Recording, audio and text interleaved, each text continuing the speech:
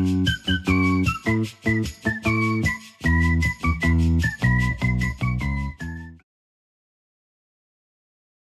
everybody and welcome back to my YouTube channel. For those of you who don't know me, I of course am the FPL Train. Now, in today's video I'm doing a wildcard team ahead of Game Week 25. Now you're probably wondering why, and the reason is, well, we've got the FA Cup this weekend, so the deadline for Game Week 25 is not until Valentine's Day, February 14th. So we've still got quite a bit of time until that deadline, so I figured while we're waiting, why not come up with a wildcard draft ahead of Game Week 25 going forward? Now, normally when you do a wildcard team, you want to do it really when, while your team's looking pretty bad and if the fixtures are turning around. Now, at the minute, there's not a lot of teams that have got great fixtures. But anyways, I've come up with a decent enough team, in my opinion, that I do think you should probably look at. Not having this whole team all together, bringing a few of these players in. Because I know I literally own, I think, about 2, maybe 3 of these players max. And a lot of them I would ideally like into my team going forward. So then, let's go through this team then. So starting off, I've got the 2 goalkeepers here then. So I've got David Raya of Arsenal and Areola of West Ham. So obviously I've gone for David Raya just because he's got one of the best defences in the league, one of the best teams in the league in Arsenal. And his fixtures going forward, look, they're not the easiest in the world, but the next 2 in particular are quite nice. And that's, of course, Leicester City away and then West Ham at home. So for me, it made sense to go for him. Now, you could go, well, some people saying, well, people have been talking about getting Sales in, but Nottingham's Forest fixtures are horrible now, so I'd avoid him. Problem with the Chelsea goalkeeper, you don't know who's going to start now. Man United's keeper, Man United are awful. Newcastle got difficult fixtures currently right now. Liverpool's fixtures are not exactly the best, in my opinion. But not the worst either, so you could, but the problem is there's a rotational risk always there as well. Kelleher could start ahead of Alisson for the odd game, which would be annoying. So I've decided to play it safe and go for David Raya and Areola, 4.2 million backup goalkeeper here, who starts.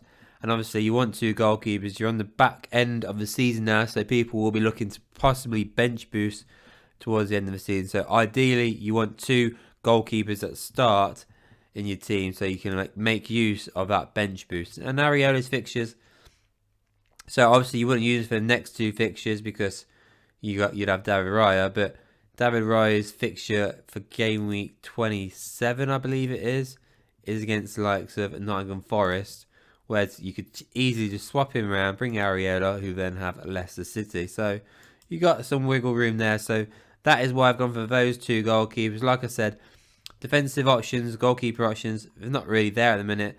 You could argue Jordan Pickford, but I don't really like his fixtures either at the moment. So that is why I've gone for these 2. Now then, the back line then will consist of Kirkez of Bournemouth, Saliba of Arsenal, Aïnouri of Wolves, Wan-Bissaka of West Ham, and finally Livramento of Newcastle. Now, Livramento was the last player I picked in this whole team altogether. I had 4.76 million left available. You could change him, go for a cheaper option if you want extra money in the bank. Just remember as well, this budget, I've got 0.1 in the bank, but my budget is probably a bit more than some other people. Might be a bit less than some others, but just make note. So you could have this team pretty much just swap Livramento for a 4, maybe even a 3.9 million pound defender. Anyways, as I was saying, so that is the back line. So reason why, so Kirkez, West Ham, Bournemouth are absolutely amazing this season. I've got to say, Kirkez has been, phenomenal. I wouldn't be surprised if he leaves in the summer and goes to one of the bigger clubs. Been phenomenal. I mean, particularly since at one point they were struggling to get clean sheets. He was struggling to get any points, but he's definitely turned that around. He's got 2 goals in the last season, along with 3 assists. But the last 5 game weeks, he's done pretty well. He's had a couple of blanks against Chelsea and Liverpool, which who wouldn't. But then 12 points against Everton. He got 7 against Newcastle and 6 against Forest. That is pretty decent. And then you got to look at the fixture going forward. So I mean, go straight away. Game week 25, Southampton away. Then we got likes of Wolves coming up, Brighton, Spurs. It's good fixtures for him, so that's why I've gone for him. Saliba, as always, it doesn't matter which one you get, Gabriel or Saliba. I've gone Gabriel here. Like I said, Raya, next 2 fixtures are pretty tasty. Not one of the best defences in the league. Aït-Nouri might be a surprise. It might not be. It depends what you're thinking. Now, if you're going to get Aït-Nouri, I wouldn't play him particularly against Liverpool in 25. And I probably wouldn't play him in 26 against Bournemouth. Then you're looking from 27 up to game week 31. You've got likes of Fulham and Everton at home, Southampton away, West Ham at home, and then Ipswich away. So we've got some decent fixtures coming up. 4.7 million, so it's still dirt cheap, so just worth having. Wan-Bissaka, I mean, this one was probably a bit of an odd pick, but I found it difficult choosing defenders, if I'm being honest, because Man City can't keep clean sheets. Newcastle fixtures aren't great. Liverpool's fixtures aren't exactly the best either, so it was a bit tricky, and Spurs obviously just love to concede goals, and so did Chelsea. So I've gone for Wan-Bissaka. Brentford coming up in 25. Tough one in 26 against Arsenal, but then he's got likes of Leicester in game week 27. So he will obviously be like a rotational one. I mean, your two starters for me in this back line is Kirkes and Saliba, and then the other three in Aït-Nouri, Wan-Bissaka and Livramento are literally just rotating for that third spot, because 9 times out of 10 you're going to be playing 3 at the back. Obviously, Livramento, I wouldn't be playing him much over the next few weeks, probably. Look, he's got Man City away, but Man City are awful, so you could start him there.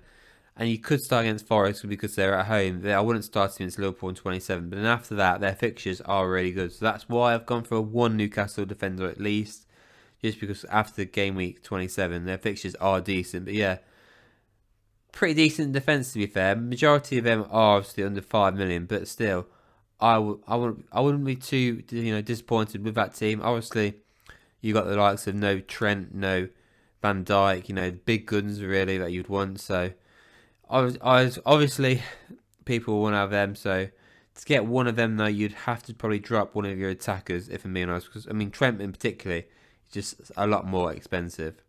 So the 5-man midfield then consists of Mbeumo Brentford, the undroppable Palmer, the undroppable Salah, the informed Kluivert, and Collier of Man United. Now, that one was literally, I just wanted to get a cheap midfielder in. And you know what? I've liked watching him play when he's actually played for United. Obviously, he's not going to be starting for United, and he won't be really starting in this team. But, I mean, don't get me wrong. You could replace him with somebody that plays week in, week out. It's around that price mark.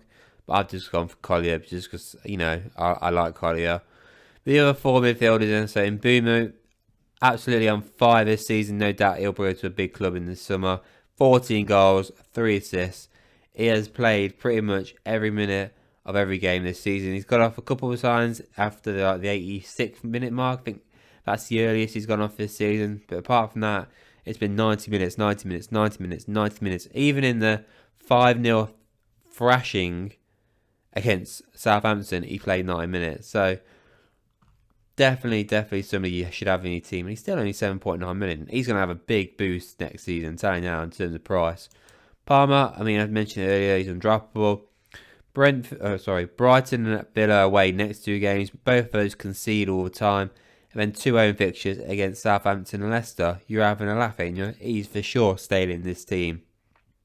Mo Salah, you can't get rid of Mo Salah. I mean, he's awesome. 21 goals and 13 assists. You just can't ignore that. I mean, he's absolutely phenomenal. He's just scored 2 goals against Bournemouth.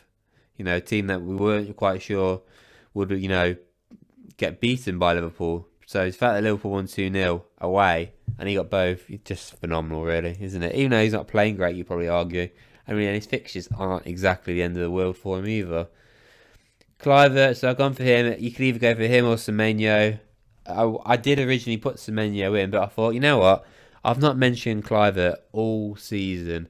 I've mentioned Semenyo. I've had him in my team at some point. Why not, mention Kluivert? I mean, game weeks 22 and 23 were phenomenal for him. And 22 points against Newcastle. And to back that up with a 13 points against Forest, why not, eh?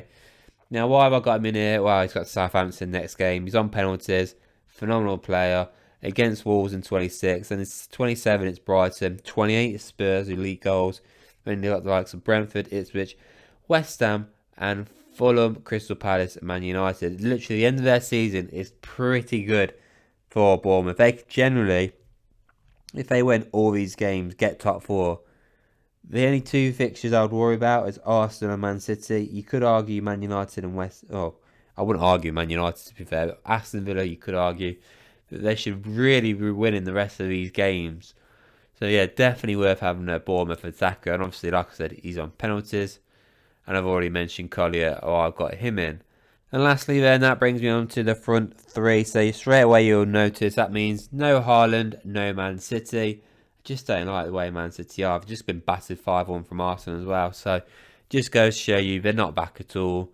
So that means I've got Wizard up front for me. Look, guy's been a bit quiet, I'd say, in the last 3 game weeks. No goals or assists for him. But he has been playing 90 minutes. He has been decent enough this season. He's still at 10 goals so far this season. And his fixtures are phenomenal for the next 3 at least. Don't get me wrong, game weeks 30 to 32. Those 3 are a bit trickier. But look, the next 3, West Ham, Leicester, Everton, worth getting him in your team. He's only 6.3 million.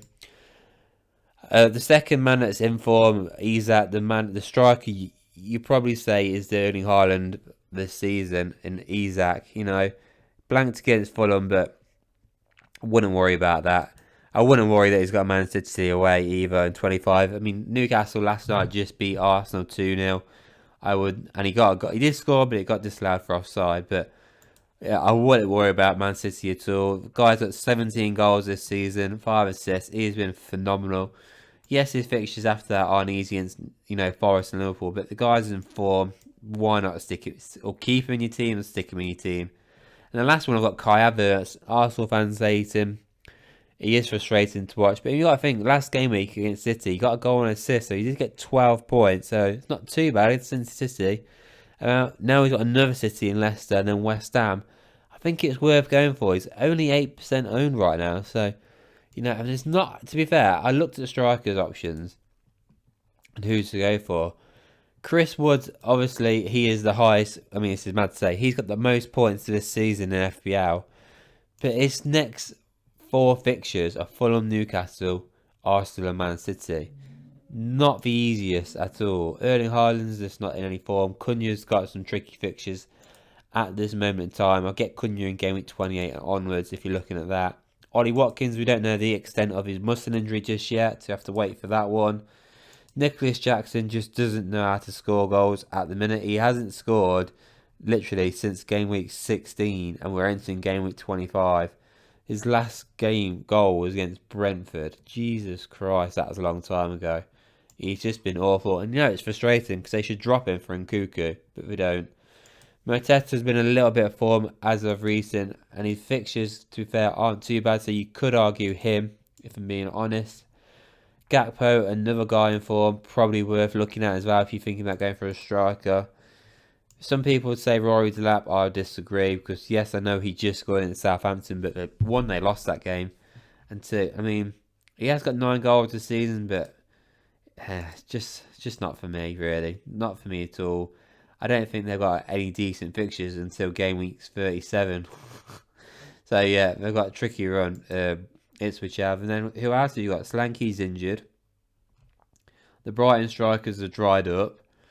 There's not a lot of options up front, so that's why I think, you can go one of either Kai Havertz, who I've gone for, Mateta maybe, or Gakpo. Those are the 3 I'd recommend. And this team though, I've gone for Kai Havertz. So that is the wildcard team that I've done for game week 25. Let me know what you think of this team. If there's any players that you've not thought about, you see there, let me know. If there's anybody I've missed out that I should really have put in this team, let me know. Yeah, and let me know what you guys are doing for game week 25 onwards, and let me know when you guys are actually thinking about wildcarding.